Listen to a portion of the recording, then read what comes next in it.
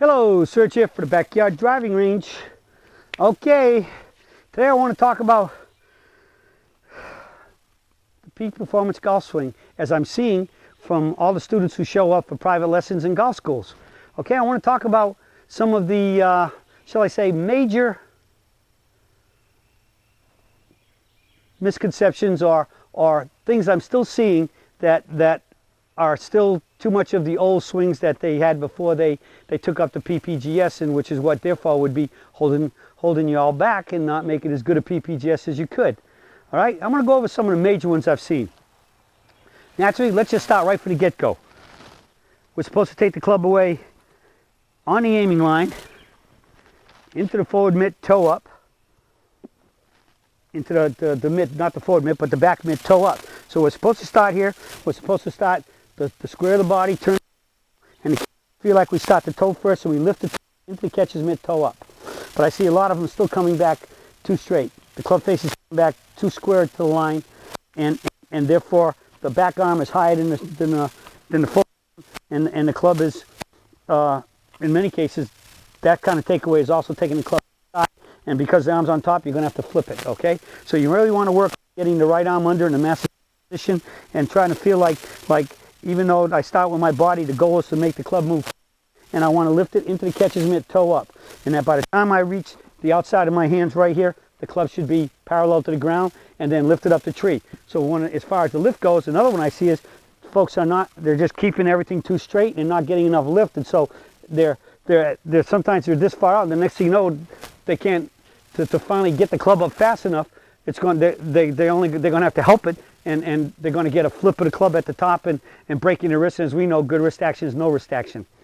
The other one I see from the front view is I still see, unfortunately, I'm seeing a lot of you doing a great job, but many of you are still, I see a big left knee kicks, less and less now, which makes me feel good, but I see a lot of you just teasing it too much, but in teasing it, you're getting burned.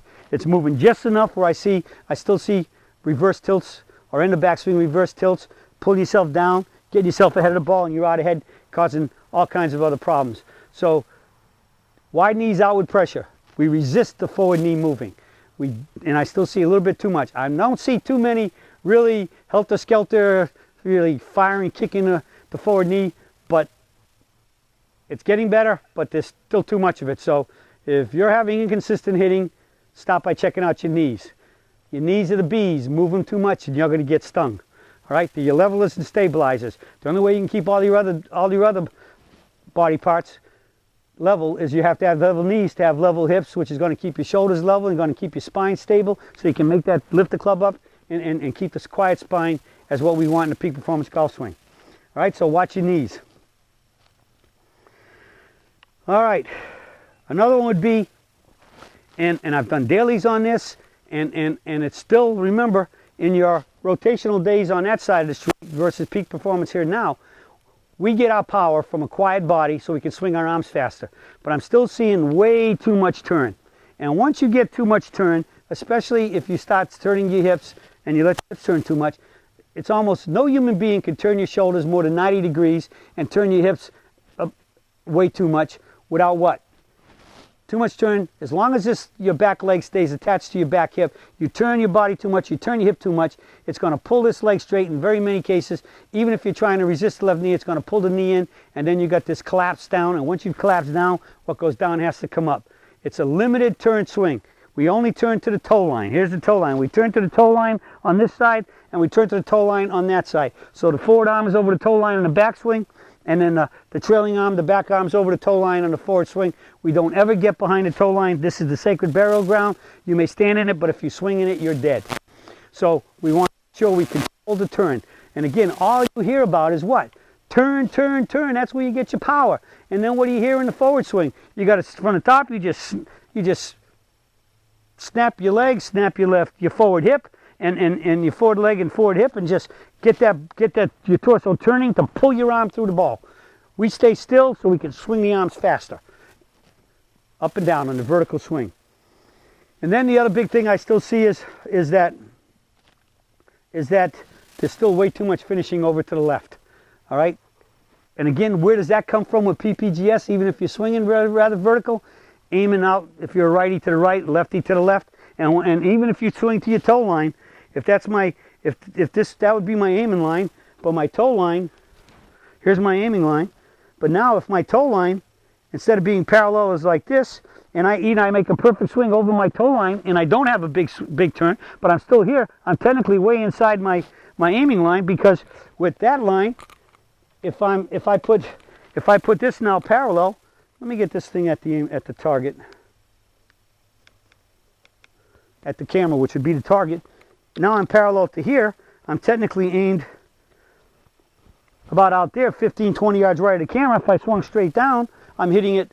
I'll be hitting straight bullets out to, so to speak, instead of second base, more towards first base. So what do? You come back over the top a little to try to swing it down the line, because you're trying to hit the ball straight. You're not trying to play a big hook. Okay? So you got to watch your alignment. Ultimate alignment video will really help you there. All right? And the only golfers I ever run into that always know how they're aligned is when I see a player, talking from right-handed standpoint, aiming way to the left, I walk up to them and I say, do you know that you're aiming way to the left? And they say, yep. And I say, well, why are you aiming way to the left? Because I'm playing for my slice. Do you want a slice? Heck no, I want to hit it straight, maybe even a draw like you. Well, I hit it relatively straight, but maybe a little draw now and then. You have to be parallel left to do that for a righty and parallel right for a lefty. If you're aiming out to the right and you're trying to hit the ball relatively straight, you have to turn out of the way faster, somehow come over the top, because you're trying to hit it straight. You're not trying to hit a big curve. All right? And so all us righties, all us righties and lefties who are trying to hit it straight, we think we're aiming correctly, but for the most part, we're not. The Ultimate Alignment video will help explain that, because the only people who really know that they're aimed, where they're aimed, are the people playing for the big slices. All right? Whatever side of the ball they're standing on. They know it and they're playing for it. They don't want it, but they got to have it. So if you want to get rid of it and hit the ball relatively straight, you got to get the parallel.